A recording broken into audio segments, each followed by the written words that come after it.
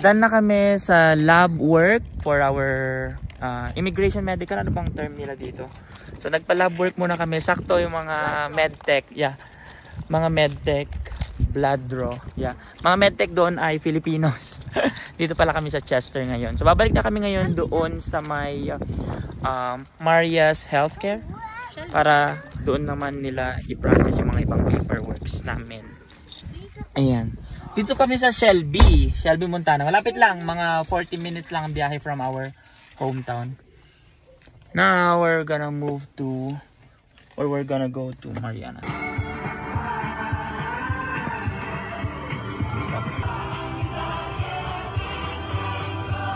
This nakaka-delay din. Pag may dumadaang tren, siguro 10 to 15 minutes yan, no? On my feet is private jets. We're here na sa Mariana's Healthcare and may playroom sila. What are those? Waiting na lang kami sa reception. 37 to 42 weeks, so hindi pa na sa 38, 39. Inside na kami clinic na blood, yung BP, ganyan, oxygen level, and we're just waiting for the doctor. Ang ganda nun, may nakatagong tao, camouflage.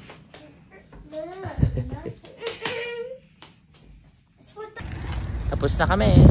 Buti na lang nga kamo, mayroong malapit na immigration doctor. Ano bang tawag sa kanila? Surgeon na pwedeng maggawa ng ganyan. Malapit lang. Kasi yung iba talagang dadayuhin pa 4 hours away, ganyan. So, tapos na kami. Antayin na lang daw namin sa mail yung result, yung sealed na envelope na isasend sa USCIS and yung personal copy din namin.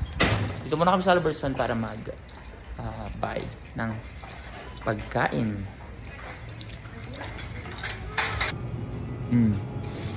Prutas. Then, ang laki ng mangga na to. Gusto ko sana kaso, bango. Gusto ko sana kaso nga, may mangga pa ako sa loob ng fridge namin.